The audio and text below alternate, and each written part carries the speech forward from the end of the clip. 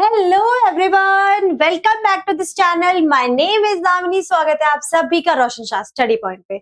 आज हम लोग क्लास 11 का चैप्टर नंबर 2 समझेंगे इंग्लिश मीडियम में। मैंने सारे नोट्स इंग्लिश मीडियम में बनाए हैं, लेकिन मैं पढ़ाऊंगी आपको बायलिंगुअल, मतलब मैं बोलूंगी हिंदी और इंग्लिश दोनों में, टर्म्स इंग्लिश में यूज करूंगी, बट आपकी पूरा का पूरा जो पीपीटी रहेगा वो इंग्लिश में रहेगा। और मैंने बहुत अच्छी पीपीटी बनाई है, आपको एक एक चीज आज क्लियर हो जाएगी चैप्टर नंबर 2 की। आपके जितने भी डाउट है कि आईओसी क्या होता है, एनओसी क्या होता है, सारी चीजें क्लियर हो जाएगी। ओके, तो बने रहिए मेरे साथ लास्ट वीडियो तक, और आप लोगों को बिल्कुल भी स्किप नहीं करना है। 30 मिनट्स मुझे दो, पूरा चैप्टर तुम्हारे दिमाग में मैं सेट कर दूंगी इतने अच्छे से कि तुम्हें बाद में कभी कंफ्यूजन ही नहीं होगा, पूरे टॉपिक्स तुम्हें रटे होंगे। ओके, बस मुझे सिर्फ 30 मिनट्स चाहिए, इससे ज्यादा कुछ नहीं चाहिए मुझे, ठीक है। और इसके अलावा मैंने चैप्टर नंबर 1 ऑलरेडी अपलोड कर दिया है, जाइए फटाफट देखिए उसे भी, चैप्टर नंबर 1। और इस बार मैं क्लास 11 का जो फिजिकल एजुकेशन है उसको इंग्लिश में भी कवर कर रही हूँ, ठीक है, ताकि जो बच्चे इंग्लिश मीडियम में कभी कभी छूट जाया करते थे उन लोगों को भी इंग्लिश में समझ में आए, उनको भी इंग्लिश में नोट्स मिले, और वो भी फिजिकल एजुकेशन में हिंदी मीडियम वाले बच्चों की तरह ही अच्छे से स्कोर कर सके, ठीक है। इस बार फिजिकल एजुकेशन की पूरी रिस्पॉन्सिबिलिटी मेरी है। मैं आपको नोट्स, आपको प्रैक्टिस क्वेश्चंस, सारे चैप्टर्स के important questions, MCQ, long question, इसके अलावा टेस्ट सैंपल पेपर, सारी की सारी चीजें मैं कवर कराऊंगी इस चैनल पे। इसलिए जिसने भी अभी तक सब्सक्राइब नहीं किया है जल्दी से सब्सक्राइब कर लो, क्योंकि आगे बहुत इंपॉर्टेंट वीडियोस आने वाली है जो फिजिकल एजुकेशन में आपको 70 में से 65 मार्क्स दिला के ही रहेंगी। इस बार मैंने प्रॉमिस किया आप लोगों को कि आपके 65 से कम मार्क्स तो आएंगे ही नहीं फिजिकल एजुकेशन में। तो मेरे साथ बने रहो लास्ट वीडियो तक, आपको बस सारे वीडियोस देखने हैं और कुछ नहीं करना है। जो बता रही हूँ उनको रिवाइज करना है, जो नोट्स दे रही हूँ उनको बार बार बस पढ़ना है। आपका फिजिकल एजुकेशन रेडी है, ठीक है।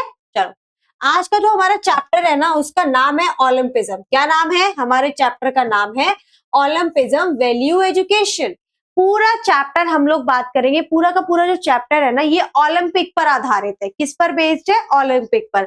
ये ओलंपिक मूवमेंट है। अब आप लोगों को, बहुत सारे बच्चों को ये तो पता है कि ओलंपिक क्या है, बट एक्चुअल ओलंपिक क्या है आपको ये नहीं पता है। आज इस चैप्टर में आप लोग इस बात को समझ सकेंगे कि ओलंपिक बेसिकली एक मूवमेंट था जो कब चलाया गया था और आज तक इसकी जड़ें। आज भी हम ओलंपिक के गेम्स को क्या करते हैं, उनको सेलिब्रेट करते हैं, ठीक है।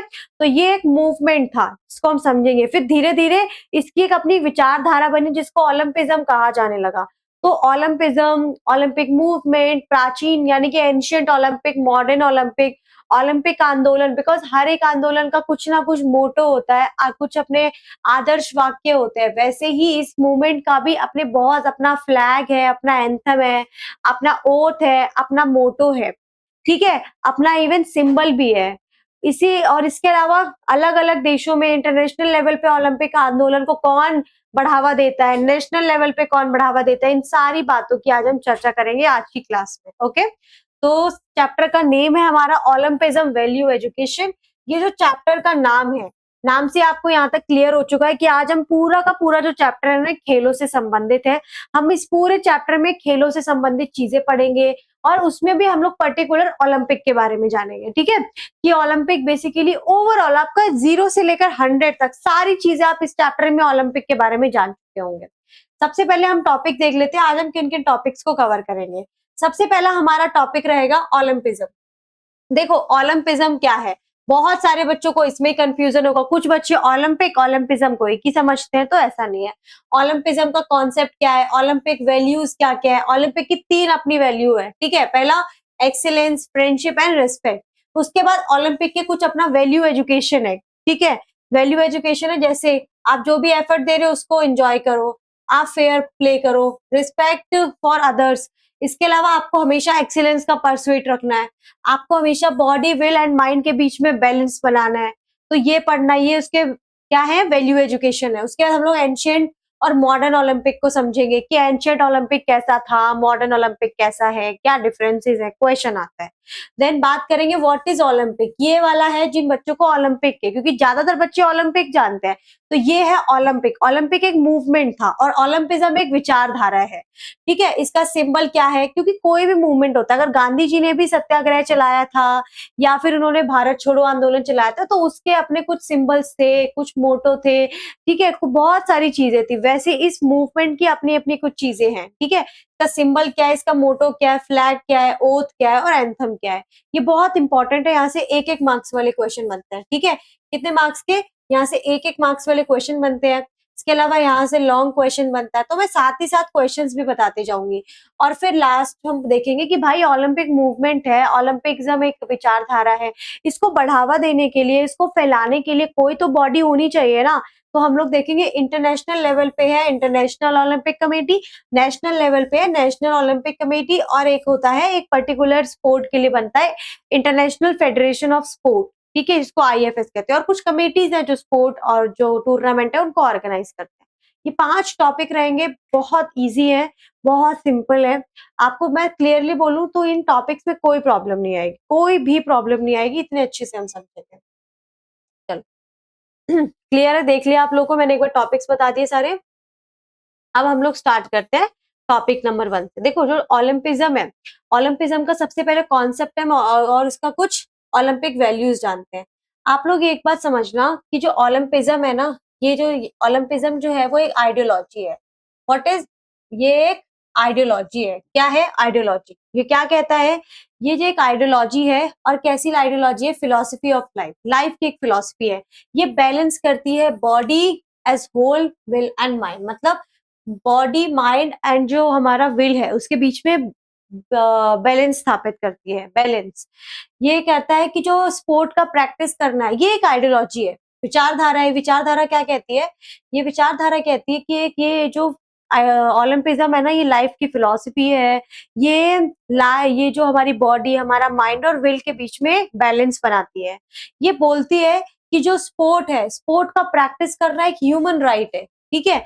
और हर किसी के पास, एवरी इंडिविजुअल, मतलब ये कहती है कि हर किसी के पास, every individual must have possibility of practicing sport without discrimination with Olympic spirit, मतलब हर किसी के पास, हर किसी को ओलंपिक के स्पिरिट के साथ जो स्पोर्ट्स है उनको प्रैक्टिस करना चाहिए। इसका गोल क्या है, इसका गोल बस यही है, हार्मोनियस डेवलपमेंट करना। जो भी लोग हैं, मतलब स्पोर्ट्स के माध्यम से लोगों का हार्मोनियस डेवलपमेंट करना। इसका मतलब ये है कि सभी लोग, देखो स्पोर्ट में क्या होता है, स्पोर्ट में आपने देखा होगा, ये जो विचारधारा है ना, ये इस चीज पे बहुत ज्यादा ध्यान देती है कि स्पोर्ट के माध्यम से हम एकता लेकर आए, हम यूनिटी लाए, हम हार्मोनी लेकर आए, क्योंकि स्पोर्ट के माध्यम से इन चीजों को लाया जा सकता है।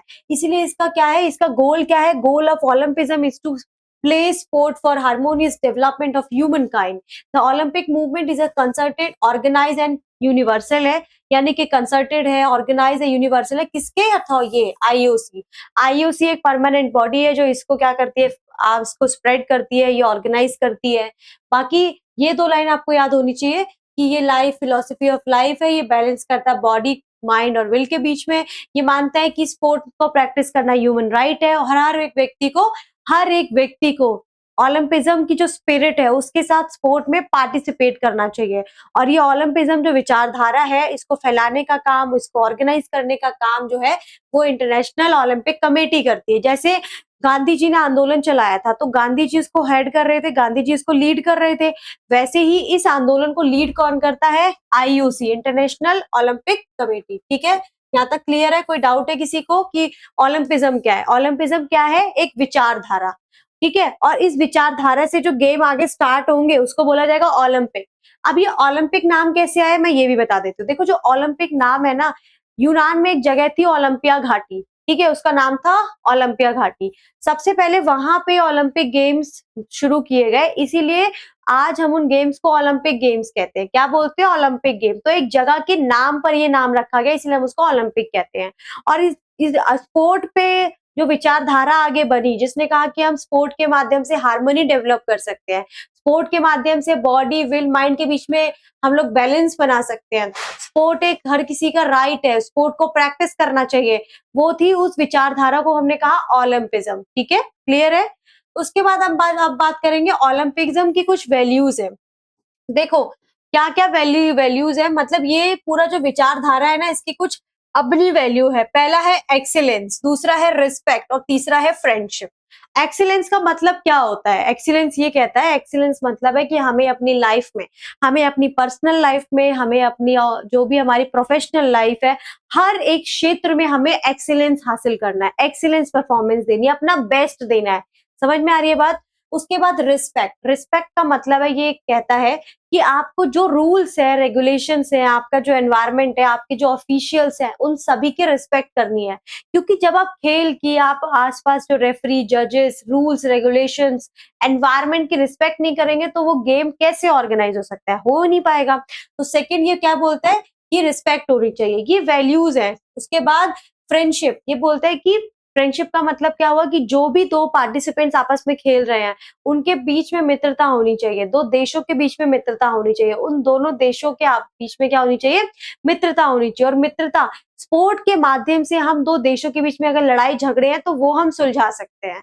तो फ्रेंडशिप, फ्रेंडशिप तो इवन इसका मेन गोल भी है। ठीक है, यहाँ तक क्लियर है? किसी को डाउट है? आगे देख लेते हैं। What is excellence, respect and friendship. Excellence का मतलब क्या है? Excellence means doing the best we can on field, मतलब जिस फील्ड में हम, जो प्ले का फील्ड है उसमें बेस्ट करना, या फिर प्रोफेशनल लाइफ है उसमें अपना बेस्ट देना। इंपॉर्टेंट ये नहीं है कि आप जीत रहे हैं, इंपॉर्टेंट ये है कि आप पार्ट ले रहे हैं और आपको एंजॉय करना है अपना जो आप हेल्दी कॉम्बिनेशन है बॉडी, विल और माइंड का। मतलब आपकी बॉडी, आपकी विल और माइंड के बीच में जो हेल्दी कॉम्बिनेशन है, आपको इसको एंजॉय करना है। आपको ये नहीं, आपको आप जीतना इंपॉर्टेंट नहीं है, बल्कि पार्टिसिपेट करना इंपॉर्टेंट है, बल्कि पार्ट लेना इंपॉर्टेंट है। तो ये कहता है। इसलिए तुम लोग भी यहाँ से एक चीज सीखो, कभी भी कुछ हारते हो, कहीं पार्टिसिपेट करते हो, तो कभी इस चीज से निराश मत होना, बल्कि समझना कि मैंने पार्टिसिपेट किया, उस चीज पार्टिसिपेशन को एंजॉय करना, ना कि उस जीतने की जो खुशी होती है उसको। ओके, फिर नेक्स्ट मैंने बताया था, नेक्स्ट इज रिस्पेक्ट। रिस्पेक्ट का मतलब क्या है भाई? रिस्पेक्ट का मतलब है कि आपके जो भी, आपको अपने प्रति, मतलब अगर मैं एक प्लेयर हूं तो मुझे अपने प्रति, मेरी बॉडी के प्रति और अन्य लोगों के प्रति, रूल्स के प्रति, रेगुलेशंस के प्रति मुझे क्या रखना है? एनवायरनमेंट के प्रति, स्पोर्ट्स के प्रति मुझे रिस्पेक्ट रखनी है। मतलब जो भी हमारे आसपास स्पोर्ट है, इवेंट्स हो रहे हैं, रूल्स है, रेगुलेशंस है फॉर माई बॉडी, मुझे अपने लिए, इन सभी के लिए मुझे रिस्पेक्ट रखना है। और इसको कहा गया रिस्पेक्ट। क्यों? जब हम सभी की रिस्पेक्ट करेंगे तो तभी हम, पहली बात तो अच्छे से गेम खेल पाएंगे, दूसरी बात हम एकता, यूनिटी स्थापित कर पाएंगे, हम शांति, एक ऐसे विश्व, एक ऐसे वर्ल्ड को क्रिएट कर पाएंगे जो पीसफुल होगा। ओके, तीसरा आता है आपका फ्रेंडशिप। फ्रेंडशिप का मतलब क्या है? देखो फ्रेंडशिप जो है ना, ये ओलंपिक मूवमेंट का हार्ट है। क्या है? हार्ट है। ये बोलता है, ये इनकरेज करता है us to see sport as an instrument for mutual understanding. मतलब ये बोलता है स्पोर्ट जो है एक ऐसा इंस्ट्रूमेंट है, म्यूचुअल अंडरस्टैंडिंग, दो लोगों को समझना है आपको, तो आप स्पोर्ट के माध्यम से समझ सकते हैं। इसके अलावा between individual and between people, दो लोगों के बीच में या फिर कई लोगों के बीच में जो स्पोर्ट होता है ना, वो एक म्यूचुअल अंडरस्टैंडिंग क्रिएट करता है। बिल्कुल क्रिएट करता है। मान लेते हैं मैं एक दूसरी कंट्री की हूँ, या मान लेते हैं हमारे देश में 28 स्टेट है, मैं हरियाणा की हूँ और मेरी टीम में 6 प्लेयर हैं। जो 6 प्लेयर है वो अलग अलग स्टेट से हैं। तो 6 जब हम स्पोर्ट के लिए एक होंगे तो हम अच्छे से खेलेंगे, रूल्स रेगुलेशंस को फॉलो करेंगे। इस दौरान हमारे बीच में ना एक अंडरस्टैंडिंग बन जाएगी, एक म्यूचुअल अंडरस्टैंडिंग बन जाएगी। तो वही कहा है कि स्पोर्ट क्या करता है, स्पोर्ट को हमें एक ऐसे इंस्ट्रूमेंट के लिए देखना चाहिए जो म्यूचुअल अंडरस्टैंडिंग को बढ़ाता है, म्यूचुअल अंडरस्टैंडिंग क्रिएट करता है। ओके, बिकॉज यस, ऐसा होता है स्पोर्ट्स में जहाँ पे हमारी म्यूचुअल अंडरस्टैंडिंग क्रिएट होती है। तो ये 3 वैल्यूज थे बेटा, यहाँ से 1 मार्क्स का क्वेश्चन आता है, बिल्कुल भी स्किप मत करना। ये वैल्यूज तुम्हें याद होनी चाहिए, excellence, respect and friendship. Excellence, respect and friendship याद हो गया? ठीक है, इसके अलावा क्लियर है यहाँ तक? कोई डाउट है किसी को? नहीं, आगे बढ़ू मैं। नेक्स्ट, हमारा नेक्स्ट टॉपिक है ओलंपिक वैल्यू एजुकेशन। इसका मतलब क्या हुआ? भाई ओलंपिक जो आंदोलन है ना, ये एक मूवमेंट है, एक आंदोलन है। और ये आंदोलन किस पे बल देता है, किस पे फोकस करता है? खेलों पे फोकस करता है। खेलों के माध्यम से आपको हेल्दी रहना है, आपको विश्व में शांति स्थापित करनी है, आपको अदर लोगों की रिस्पेक्ट करनी है, आपको एनवायरनमेंट की रिस्पेक्ट करनी है, आपको फ्रेंडशिप का भाव रखना है, आपको म्यूचुअल अंडरस्टैंडिंग क्रिएट करनी है। मतलब कि स्पोर्ट एक सिर्फ टूल है, और उस टूल के माध्यम से हम एक ऐसे वर्ल्ड को बनाना चाहते हैं जो शांतिपूर्ण हो, जहाँ पे बहुत शांति हो, लाइक हर एक बंदा दूसरे को समझे, आपस में झगड़े ना हो रहा है ना ऐसा। इसलिए तो अब हम बात करेंगे ओलंपिक वैल्यू, मतलब ये जो आंदोलन है इसके कुछ अपने वैल्यू है। क्या क्या वैल्यू है?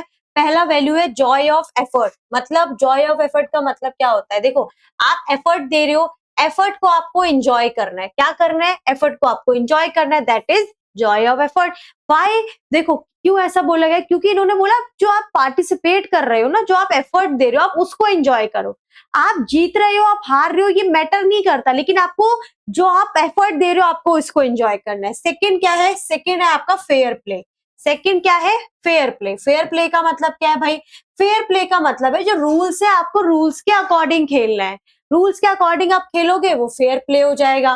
क्योंकि जब आप रूल्स के अकॉर्डिंग नहीं खेलते, हम बोलते हैं ना आपने अनफेयर, कोई बंदा कोई प्लेयर है जो रूल्स तोड़ता है, तो आप क्या बोलते हो? अनफेयर है। Why? Because he breaking the rules. But now अगर वो बोल रहे हैं, ये क्या बोलता है इसका वैल्यू, कि आपको फेयर प्ले, मतलब जो भी ये जो मूवमेंट है क्या कहते हैं दूसरी बात, कि आपको रूल्स को फॉलो करना है, रूल्स को फॉलो करना है। अब होता क्या है यहाँ पे स्पोर्ट में ना, बहुत सारे ऐसे तरीके होते हैं जिसके माध्यम से हम कॉन्सेप्ट ऑफ फेयर प्ले को क्या कर सकते हैं? रिफ्लेक्ट कर सकते हैं। जैसे कि कभी कभी क्या होता है कि गेम हो जाता है, कोई टूर्नामेंट है, उसके आखिर में जो हमारे ओपोनेंट है उनके साथ हाथ मिलाना, या फिर एप्रिशिएट करना ओपोनेंट के एक्स्ट्रा ऑर्डिनरी परफॉर्मेंस को। मतलब आपके ओपोनेंट ने अगर बहुत अच्छी परफॉर्मेंस दी है तो उसको क्या करना? उसको एप्रिशिएट करना। क्योंकि आज के समय में क्या हो गया, आज के समय में हम इन चीजों को वैल्यू नहीं देते हैं। अगर हम जीतते हैं तो हम खुश हैं, और अगर हम हारते हैं तो हम दुखी हो जाते हैं। और इस दुख में हम ये भूल जाते हैं कि हमारे ओपोनेंट ने इतना अच्छा प्रदर्शन दिया है, इतना अच्छा परफॉर्मेंस दिया है, हम उसको अप्रिशिएट तो कर सकते हैं ना। ठीक है, तो ये जो बातें हैं ना, ये फेयर प्ले में आती है। और ऐसा नहीं है कि ये सिर्फ स्पोर्ट तक सीमित है। अगर आप ये चीजें सीखते हो ना, तो आपकी लाइफ में भी बहुत सुंदरता, मतलब आपकी लाइफ भी बहुत खूबसूरत होती है। आप खुद समझिए, एक ऐसा व्यक्ति जो हार रहा है, ठीक है, जो नहीं जीत रहा है, लेकिन जी नहीं जीत रहा है और सामने वाले ने इतना अच्छा प्रदर्शन दिया, जो जाके उसकी तारीफ कर रहा है, उस व्यक्ति का दिल कितना बड़ा होगा। तो वो समाज में, फैमिली में, हर जगह रिस्पेक्ट पाता है। वही बात यहाँ कही गई है कि learning fair play behavior in sport can lead to the development and reinforcement of similar behavior in one's everyday life and toward the community he she live in। मतलब जिसमें वो रहता है, या फिर जिसमें भी एवरीडे लाइफ का जो बिहेवियर है उसके उसमें वो उसको बहुत ज्यादा हेल्पफुल हो सकता है। क्लियर है इतना? वहां पे उसको री कर सकता है। ठीक है, आप लोग कभी इन चीजों को समझना भी। स्पोर्ट कभी देखते हो, क्रिकेट देखते हो, वहां पे देखो बच्चा एक बार, आईपीएल वगैरह होता है, वहां पे एक प्लेयर दूसरे प्लेयर की बहुत तारीफ करते हैं। क्यों? वो तारीफ इस संदर्भ में नहीं कर रहे हैं, वो तारीफ उनकी परफॉर्मेंस की कर रहे हैं, उनके एफर्ट की कर रहे हैं। तो तुम लोग को पहले क्या करना है? एफर्ट को एंजॉय करना है। आपको जीत रहे हो उसको तो एंजॉय करोगे, लेकिन अगर आप हार रहे हो तो आपने अगर पार्टिसिपेट किया है तो एंजॉय करो। सेकंड, आपको रूल्स के अकॉर्डिंग खेलना है, रूल्स ब्रेक नहीं करने हैं। फेयर प्ले इसको ही कहते हैं। तीसरा क्या है?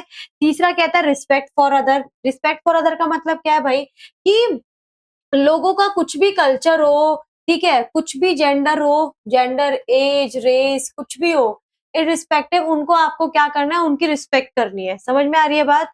तो ये क्या होता है? दूसरा क्या होता है कि कभी कभी ऐसा भी देखने को मिलता है, acceptance can be achieved through the sport because a sport team may consist of people from different culture।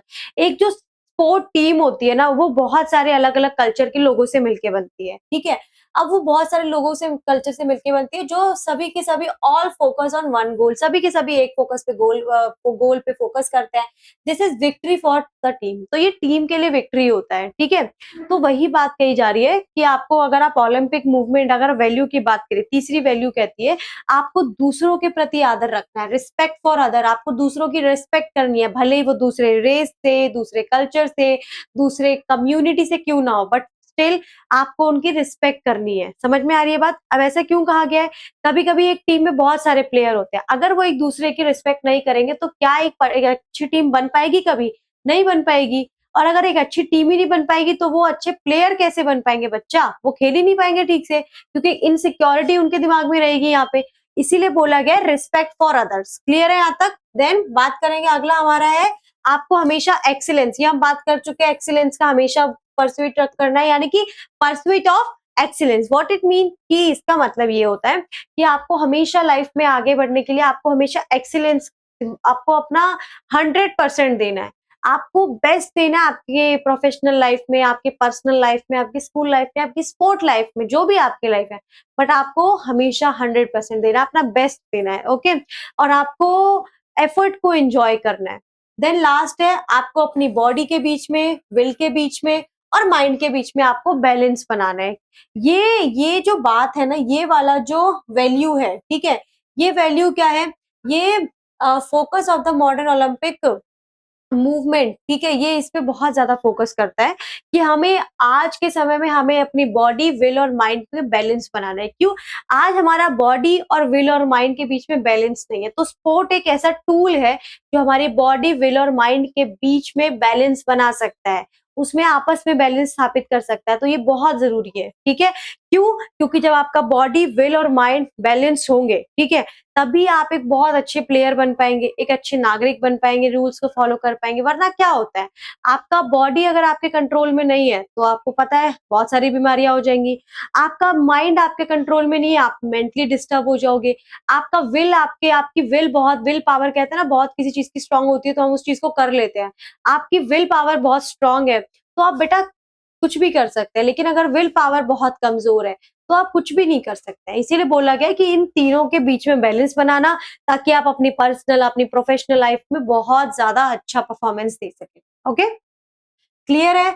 एक बार मैं सारे ये वैल्यूज बता दूं, हमें क्या करना है, सबसे पहले जो एफर्ट दे रहे हैं उसको एंजॉय करना है।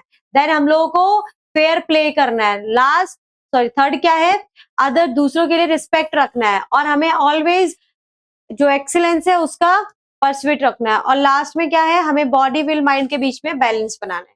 क्लियर है? इतना कोई डाउट है? अब हम बात करते हैं एंशिएंट एंड मॉडर्न ओलंपिक की।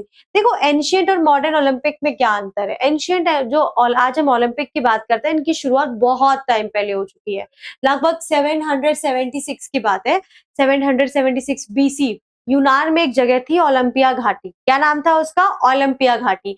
वहां के एक राजा थे जिनका नाम था शायद हरक्यूलियस। यस, हरक्यूलियस ने वहां पे सबसे पहले इन गेम्स की शुरुआत करी। इससे पहले गेम्स नहीं होते थे। उसने क्या किया, कुछ ऐसे कम्युनिटी में ऐसे लोगों को बुलाया और गेम्स ऑर्गेनाइज कराए, ठीक है, और ओलंपिया में हुए, इसलिए उनको ओलंपिक कहा गया। फिर कुछ समय बाद क्या होता है कि 394 एडी में क्या आता है, एक राजा आता है रोमन एम्पायर का, जिसका नाम था थियोडोसिस। थियोडोसिस आया, थियोडोसिस ने इनको अबॉलिश कर दिया, यानी कि उसने बैन लगा दिया। उसने कहा अब कोई ओलंपिक नहीं होंगे, ठीक है। अब क्या हुआ, ठीक है, अब जो ओलंपिक, एंशिएंट ओलंपिक शुरू की गए थे ना, ये वहां के ओलंपिया, यूनान के एक गॉड है, गॉड, उनका नाम है जेउस। उनके रिस्पेक्ट में इनको शुरू किया गया था, उनके बेटे ने इनको शुरू किया था। और फिर रोमन एम्पायर आता है 394 एनो डोमिनी में, वो उनको क्या कर देता है, अबॉलिश, उनको बैन कर देता है कि अब नहीं होंगे। लेकिन फिर भी धीरे धीरे स्पोर्ट्स तो चल रहे थे, क्योंकि कोई भी चीज एकदम से अगर बैन लगा दी जाए तो वो एकदम से खत्म नहीं होती है, ठीक है। और हुआ क्या कि 7076 बीसी में इनको स्टार्ट किया गया। जो भी विनर होता था ना, उसको क्या, उसको सैक्रेड ऑलिव ट्री की पत्तियों से बना ताज पहनाया जाता था। क्या होता था, जो ऑलिव होता है, ऑलिव एक ट्री होता है, उस ट्री की पत्तियों से हार बनाया जाता था, और जो विनर होता था उसको वो हार पहनाया जाता था। तो विनर को क्या मिलता था, विनर को एक ताज मिलता था, एक क्या मिलता था, क्या था, made from leaves of sacred olive tree was awarded to the winner. जो विनर होता था उसको सेक्रेड जो ऑलिव ट्री होती थी उसकी लीव से बना उनको ताज पहनाया जाता था। और एक्चुअली आप लोगों को लगेगा कि यार इतना कुछ इतनी छोटी सी चीज के लिए लोग इतना बड़ा क्यों क्यों इतनी मेहनत करेंगे? वो इसलिए क्योंकि जो एंशिएंट ओलंपिक थे ना, अगर कोई भी विनर होता था उसको इतनी रिस्पेक्ट मिलती थी, इतना आदर सम्मान मिलता था कि कोई व्यक्ति भले ही उसको कुछ मिल रहा है नहीं मिल रहा है इसलिए नहीं पार्टिसिपेट करता था, बल्कि उस रिस्पेक्ट को पाने के लिए वो पार्टिसिपेट करता था। इसके अलावा उसको कुछ फूड ग्रेन्स मिलते थे, ठीक है, कुछ कैटल्स मिलते थे, कुछ और पशु मिलते थे। इस तरीके से विनर को ये सारी चीजें मिलती है। आज क्या मिलती है? आज डिफरेंस कर लो। आज उसको मेडल्स मिलते हैं, उसको प्राइज मनी मिलती है, ये सारी उसको फेम नेम फेम मिलता है, ये सारी चीजें मिलती हैं, ठीक है। अब बात करते हैं एंशिएंट ओलंपिक। क्लियर है? दोबारा बता दूं, 70-76 में कहाँ पे स्टार्ट हुए ओलंपिक? स्टार्ट होते हैं 394 में बैन कर दिया गया, थियोडोसिस ने बैन किया था, गॉड जेउस के सम्मान में स्टार्ट किए गए थे। फर्स्ट ओलंपिक हुए थे 1776 में। उसके बाद जो विनर होता था, विनर को मिलता था ऑलिव ट्री की बनी, ट्री जो होती है उसकी पत्तियों से बना एक सेक्रेड ऑलिव ट्री, मतलब उस ताज मिलता था, ठीक है। अब हम लोग मॉडर्न ओलंपिक या समर ओलंपिक की बात करते हैं। देखो हुआ क्या, 1896 में एथेंस में ना मॉडर्न ओलंपिक जो थे वो 1896 से स्टार्ट होते हैं। 1894 में ना पेरिस में 75 करीब कुछ देश थे, ठीक है, 13 देशों के 75 जो रिप्रेजेंटेटिव थे ना, इनका एक कॉन्फ्रेंस हुआ, जिन्होंने डिसाइड किया कि हम ना हर 4 साल में ओलंपिक जो गेम्स है उनको ऑर्गेनाइज करेंगे। मतलब आज जो ओलंपिक होते हैं इनकी शुरुआत कब हुई? इनकी शुरुआत हुई 1894 से, जब कहाँ पे 30 देश के कुछ रिप्रेजेंटेटिव मिलते हैं और ये डिसाइड करते हैं कि हर 4 साल में हम ओलंपिक को सेलिब्रेट करेंगे। क्या करेंगे? ओलंपिक मनाएंगे, ठीक है। उसके बाद क्या हुआ, कई बार ऐसा हुआ जब ओलंपिक आंदोलन को रद्द करना पड़ा, जैसे कि वर्ल्ड वॉर फर्स्ट के समय, ठीक है, वर्ल्ड वॉर सेकंड के समय, वर्ल्ड वॉर सेकंड मतलब 1940 1944 में, हर 4 साल में होते हैं। उसके बाद क्या हुआ, एक बार वन टाइम ओलंपिक गेम्स जो है पोस्टपोन हुए। कब भाई? अब तुम खुद बता सकते हो कब हुए होंगे? कोरोना के समय। सिंपल सी बात है भाई, क्योंकि 4-4 साल का गैप है तो 20 में ओलंपिक होने थे। अब ओलंपिक हर 4 साल बाद होता है तो ओलंपिक होने थे 20 में, लेकिन हो नहीं पाए। क्यों? क्योंकि कोरोना का समय था, तो इसीलिए ओलंपिक को पोस्टपोन कर दिया गया 2021 में। और 2021 में कहाँ पे हुए थे? कहाँ हुए थे? याद करो, कहाँ हुए थे बच्चा पार्टी? 2021 में ओलंपिक कहाँ हुए? ये ओलंपिक हुए थे टोक्यो में, ठीक है। उसके बाद नेक्स्ट ओलंपिक कहाँ पे करे गए हैं? अगले जो ओलंपिक की बात करें तो जो नेक्स्ट ओलंपिक है उनको 2024 का ओलंपिक और 2028 का ओलंपिक, 2024 का ओलंपिक हुआ था पेरिस में और 2028 का ओलंपिक कहाँ होगा? न्यूयॉर्क में, ठीक है। ये सारा कौन डिसाइड करता है? ये डिसाइड करता है आईओसी कि कौन सा ओलंपिक कहाँ होगा। ये आईओसी करता है। आईओसी इनके पिता है, कुछ ऐसा समझ लो, ठीक है।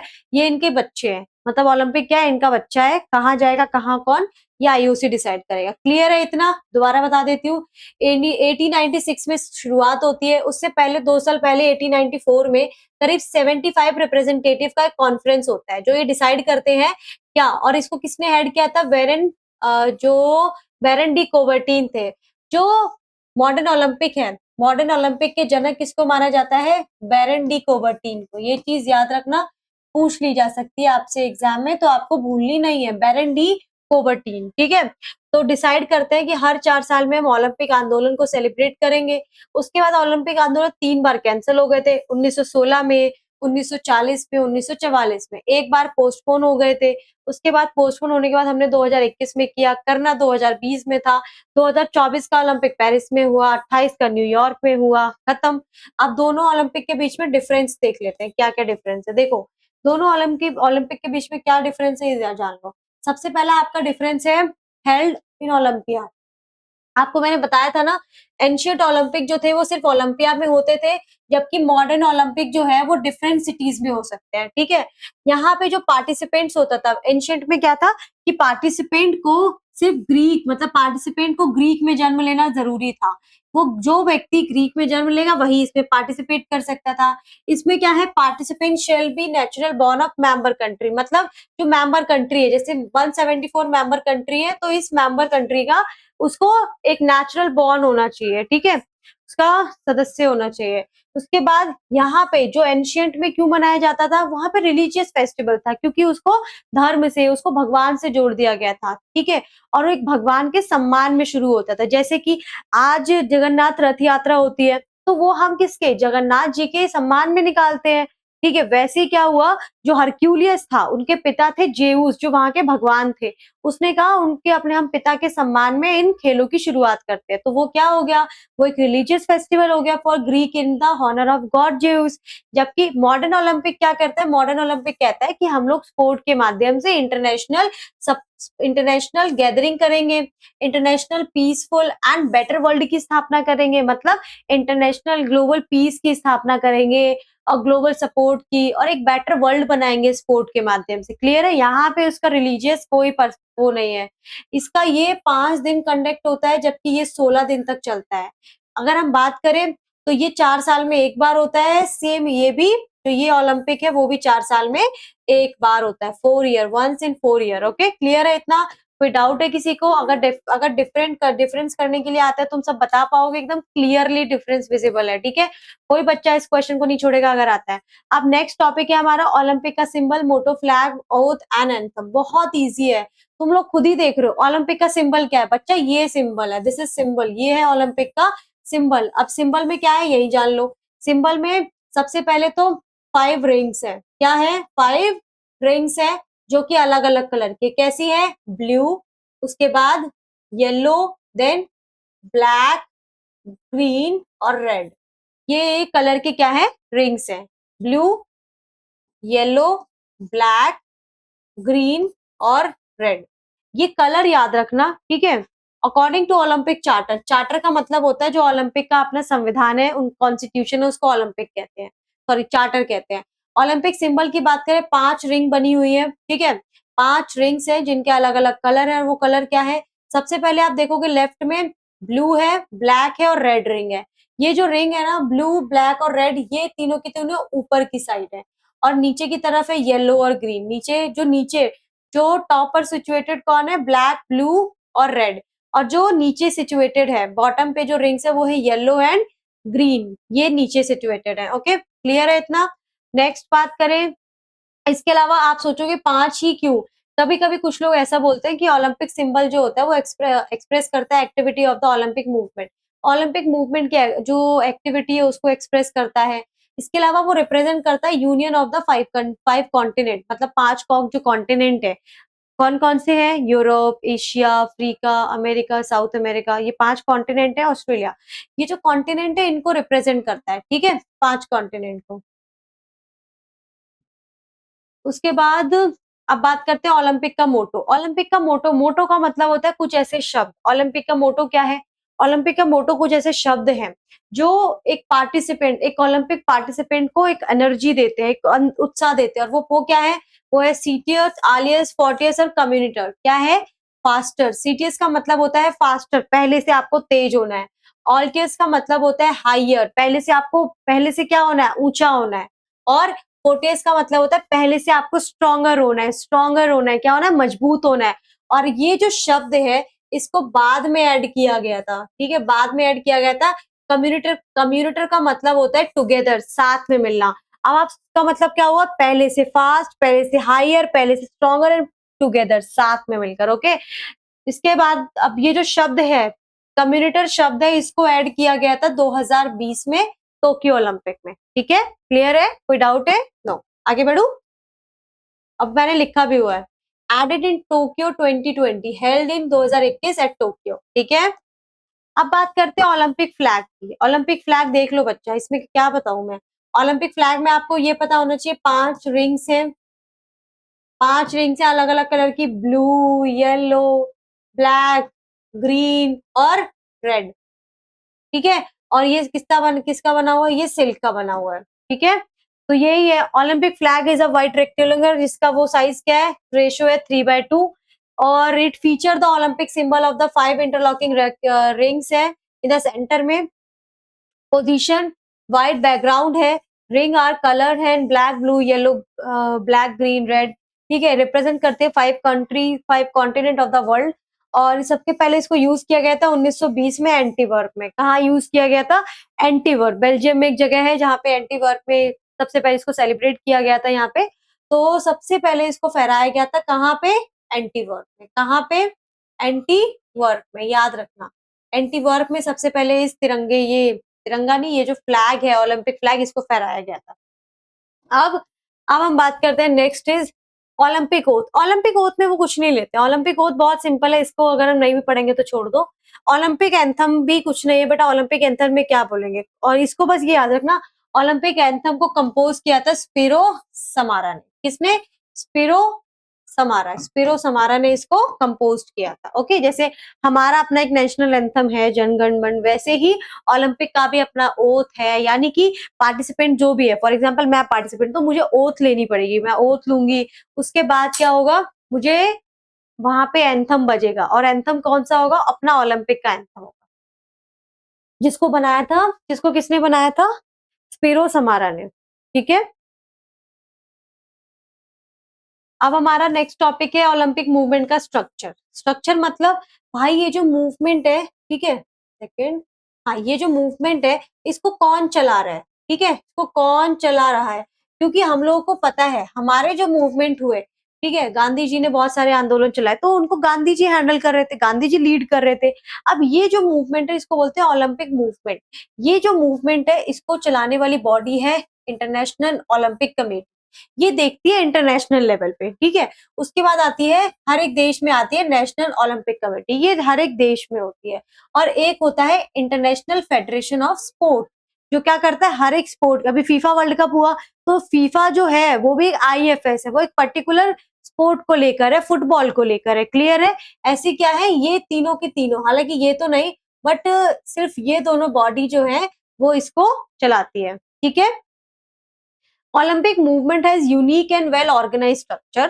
Its main components are organized, जो ये ओलंपिक मूवमेंट है इसका अपना यूनिक और वेल ऑर्गेनाइज स्ट्रक्चर है। इसके कंपोनेंट क्या है वो दिखाती हूँ एक बार, देखो ये इसके कंपोनेंट है। सबसे पहला क्या है, एक मिनट, ओलंपिक मूवमेंट का स्ट्रक्चर, पहला स्ट्रक्चर क्या है, International Olympic committee. What is international Olympic committee? ये क्या करती है, ये सुप्रीम अथॉरिटी है ओलंपिक मूवमेंट की। ओलंपिक मूवमेंट की सुप्रीम अथॉरिटी मतलब जैसे गांधी जी थे सुप्रीम अथॉरिटी, वैसे यहाँ पे IOC international Olympic committee is a supreme authority of Olympic आंदोलन, ठीक है।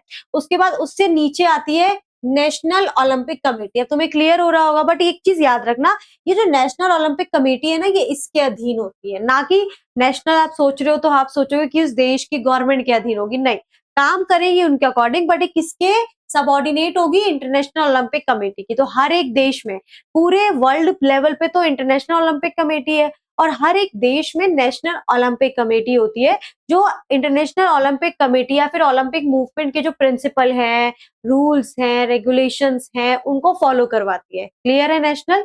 उसके बाद आता है इंटरनेशनल फेडरेशन ऑफ स्पोर्ट, ठीक है। ये क्या करता है, they are responsible for organising and controlling sport at international level. मतलब कोई भी एक पर्टिकुलर स्पोर्ट है, जैसे फुटबॉल हुआ, फुटबॉल को अगर इंटरनेशनल लेवल पर आपको कंडक्ट कराना है या फिर क्या करना है, आपको ऑर्गेनाइज करना है उसका टूर्नामेंट, तो कौन रिस्पॉन्सिबल होगा? अब आप जाओगे, आईओसी नहीं होगी, आईओसी तो बहुत सारे स्पोर्ट को कराती है, ठीक है। अब आप फीफा करवाएगा, कौन कराएगा? फीफा। तो फीफा क्या है, फीफा जो है एक इंटरनेशनल फेडरेशन है, क्योंकि वो रिस्पॉन्सिबल है ऑर्गेनाइज कराने के लिए, कंट्रोल करने के लिए एक स्पोर्ट को, जिसका नाम है फुटबॉल। समझ में आ रहा है? अब ऐसे समझो, जैसे बहुत सारे आपको स्पोर्ट करने हैं, अगर आप बहुत सारे स्पोर्ट्स वो ऑर्गेनाइज करने हैं तो आईओसी आएगा।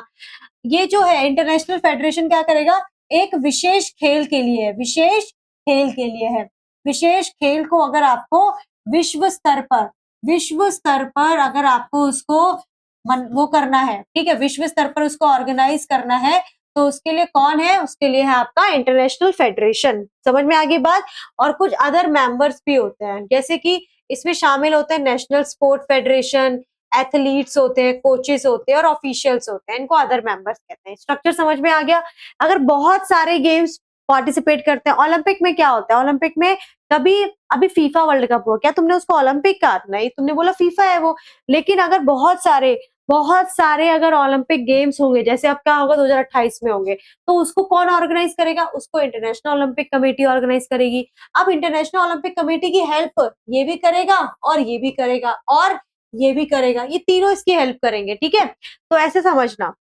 और इसका काम क्या होता है कि अगर एक गेम का मान लेते हैं, अगर उसका फुटबॉल का ऑर्गेनाइज करना है, तो फुटबॉल का अकेले ये इंटरनेशनल फेडरेशन ही ऑर्गेनाइज करेंगे। इस पे अलग अलग फेडरेशन होते हैं, फुटबॉल के लिए अलग होते हैं, क्रिकेट के लिए अलग होते हैं, ठीक है। लूडो या जो क्रिकेट है या फिर बैडमिंटन है और अलग अलग जो गेम्स है, उनके हर एक इंटरनेशनल लेवल पे उनके टूर्नामेंट आयोजित करने के लिए फेडरेशन बने होते हैं, ठीक है। क्लियर है, कोई डाउट है? आई होप कोई डाउट नहीं होगा।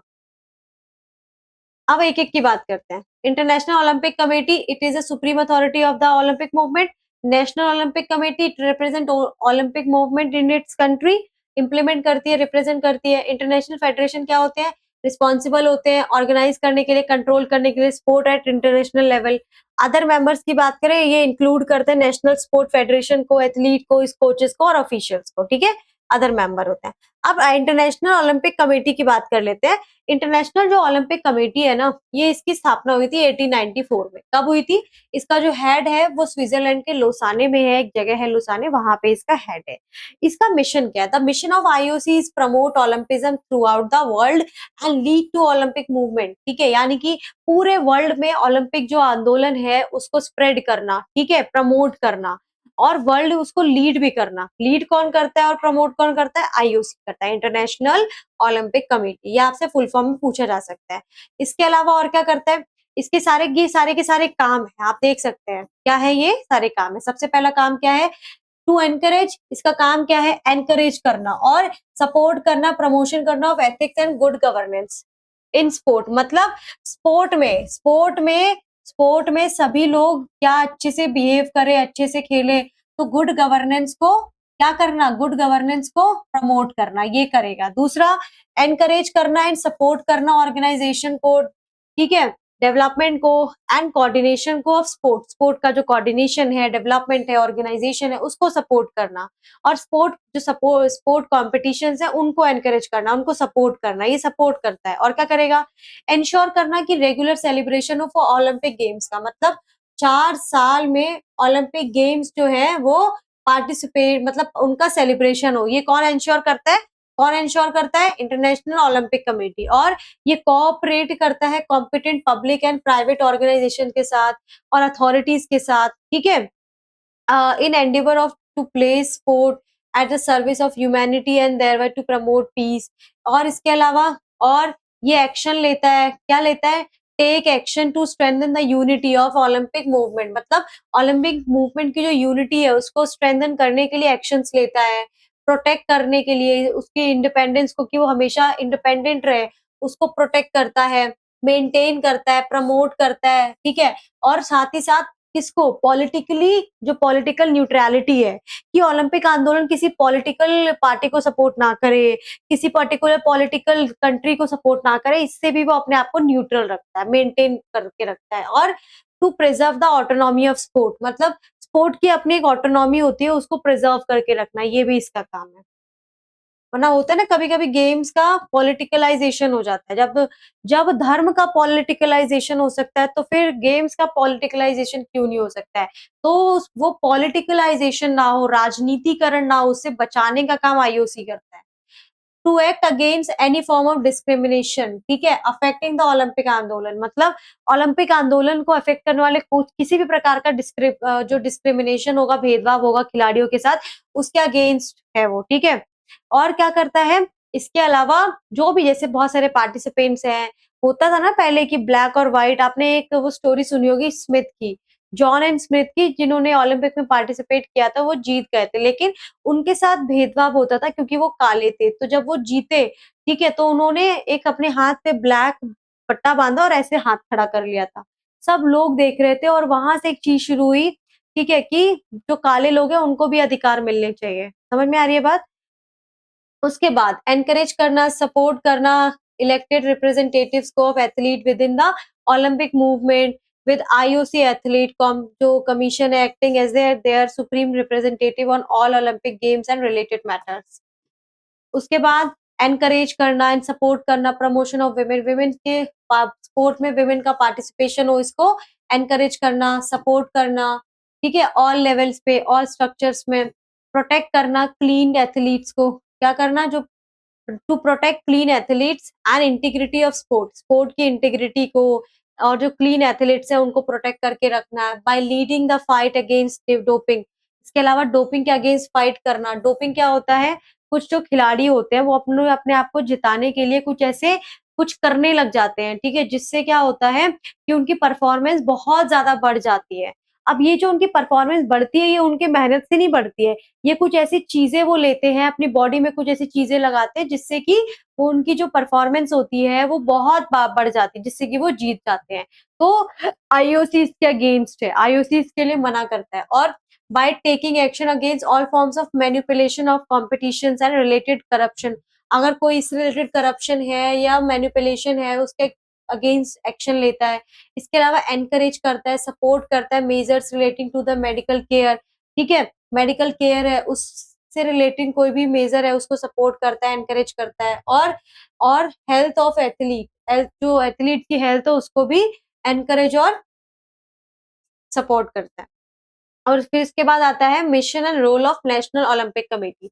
नेशनल ओलंपिक कमेटी का क्या मिशन है, देखो, जो mission of the national Olympic committee is to develop, promote and protect the Olympic आंदोलन इन देयर रिस्पेक्टिव कंट्रीज। मतलब अपनी अपनी कंट्री में ओलंपिक मूवमेंट है उसको प्रोटेक्ट करना, उसको प्रोटेक्ट करना in accordance with the Olympic charter. Olympic charter मतलब जो ओलंपिक का कॉन्स्टिट्यूशन होता है उसको बोलते हैं Olympic charter. Olympic charter, Olympic constitution को अपनी जो कंट्री है, ठीक है, अपनी जो कंट्री है उसमें क्या करना, उसमें इम्प्लीमेंट करना।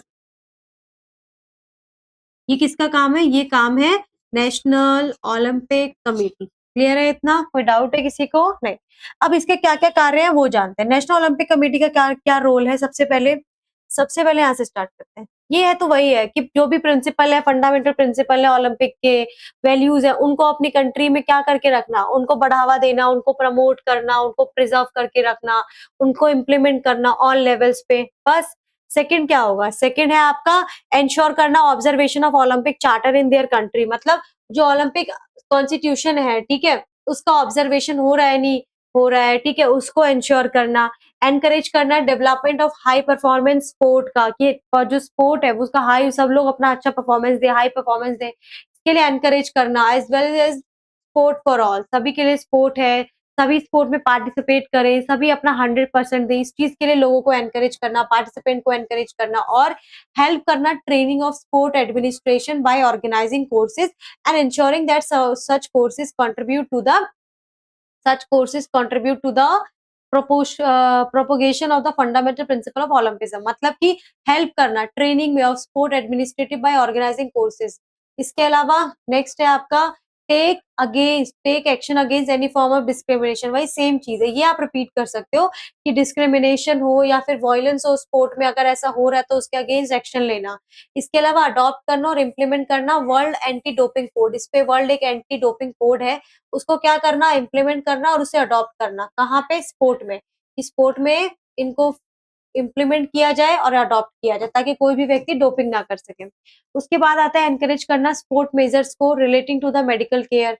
वही बात है, वही सेम चीज है कि जो मेडिकल केयर से रिलेटेड जो भी मेजर्स हैं, ठीक है, उनको सपोर्ट करें, उनको एनकरेज करें। और एथलीट के लिए जो एथलीट की हेल्थ है उसको एनकरेज करें, उनको सपोर्ट करें। तो वही बात है, say no to doping, discrimination के अगेंस्ट एक्शन ले। फिर आता है हमारा mission of role of the ये जो आईएफएस होता है within the Olympic movement. मतलब ओलंपिक मूवमेंट के अंदर इनका क्या रोल है, तुमसे ये डायरेक्टली क्वेश्चन आ सकता है, ये क्वेश्चन फॉर्म में पूछ सकता है कि उसका क्या रोल है, किसका, जो आईएफएस होता है, ठीक है। आप सबसे पहले जानते हैं कि इनका क्या रोल होता है। मैंने तो बता दिया था कि ये जो आईएफएस होते हैं mission and role of the I international federation within the Olympic आंदोलन। सबसे पहले जान लो कि इंटरनेशनल फेडरेशन होते क्या है। इंटरनेशनल फेडरेशन इसीलिए बनाए जाते हैं ताकि हर एक गेम का ना इंटरनेशनल लेवल पे क्या हो सके, प्रमोशन हो सके। जैसे फीफा था, फीफा जो है वो फुटबॉल को प्रमोट करता है, बीसीसीआई क्रिकेट को करता है, कोई हॉकी को करता है, कोई अभी विंबलडन में कुछ हुआ था, ठीक है, एक वो हुआ था टेनिस को लेकर ही था शायद, तो वो किसको है, वो क्या करता है, वो टेनिस को प्रमोट करता है। इस तरीके से हर इंटरनेशनल लेवल पे कुछ ऐसे फेडरेशन बने जो हर एक पर्टिकुलर सब जो स्पोर्ट है ना उसको इंटरनेशनल लेवल पे प्रमोट करते हैं। अब इसका काम क्या है, ये स्टैब्लिश करता है, इन्फोर्स करेगा, क्या करेगा, स्टैब्लिश करेगा, इन्फोर्स करेगा in accordance with Olympic spirit, rules concerning the practice of their respective sport and ensure the application की जो भी रूल्स है उनको इंश्योर करेगा कि उनका एप्लीकेशन हो रहा है कि नहीं हो रहा है। नेक्स्ट क्या है, इंश्योर करेगा डेवलपमेंट ऑफ देयर जो स्पोर्ट है थ्रू आउट द वर्ल्ड। ये देखेगा भाई, ये सुनिश्चित करेगा कि पूरे वर्ल्ड में उनका जो स्पोर्ट है उसका डेवलपमेंट हो रहा है कि नहीं हो रहा है, और कंट्रीब्यूट करेगा achievement of the goals set out the Olympic charter. मतलब ओलंपिक कॉन्स्टिट्यूशन में जो भी गोल सेट किए गए हैं उनको अचीव करने में कंट्रीब्यूट करेगा। In particular by of spread of the Olympism and Olympic education. ठीक है, ओलंपिक एजुकेशन को सपोर्ट स्प्रेड करने में, ओलंपिज्म की जो वैल्यूज है उसको स्प्रेड करने में वो कंट्रीब्यूट करेगा। कौन? International federation. और क्या करेगा, इसके रोल्स क्या है और देख लो। उसके बाद सपोर्ट करेगा, क्या करेगा, सपोर्ट करता है आईओसी को। आईओसी क्या है, इसके पिताजी है, उनको सपोर्ट करेगा review of candidature for the organising the Olympic. मतलब कि ये क्या करेगा, आईएफएस ने कुछ अच्छे प्लेयर्स निकाले, ये आईओसी के पास जाएगा, कहेगा ये लो तुम ही ना ये वाले प्लेयर्स रखो, इसका मतलब ये है। ठीक है, उसके बाद अज्यूम एक सेकेंड, अश्योर एज्यूम या अश्योर है responsibility for the control and directions of the sport at Olympic games. मतलब जो भी ओलंपिक्स गेम्स के अंदर जो भी स्पोर्ट के जो डायरेक्शंस होंगे, कंट्रोल होंगे, उनके लिए रिस्पॉन्सिबिलिटी लेगा। क्लियर है? और for their international multi sport competition held होंगे under the patronage of the IOC. IF जो आईएफ क्या करेगा, आईएफ एश्योर करेगा या फिर डेलीगेट करेगा रिस्पॉन्सिबिलिटी। मतलब जैसे आईओसी है, आईओसी ने ओलंपिक आंदोलन से ओलंपिक गेम्स जो है वो ऑर्गेनाइज करे, तो ओलंपिक गेम्स में अगर फुटबॉल जो होगा, फुटबॉल की रिस्पॉन्सिबिलिटी फीफा ले लेगा। कौन ले लेगा? फीफा। फीफा कहेगा एक काम करते हैं, हालांकि इसमें ये होता नहीं है लेकिन फीफा ले लेगा। ठीक है, और क्या करता है, प्रोवाइड करता है टेक्निकल असिस्टेंस। ठीक है, in practical implementation of Olympic solidarity programmes. मतलब ओलंपिक के जो सॉलिडेरिटी प्रोग्राम्स है उनमें वो टेक्निकल असिस्टेंस प्रदान करेगा, एनकरेज करेगा, सपोर्ट करेगा रिलेटिंग टू द जो मेडिकल केयर है और health for the health of athlete.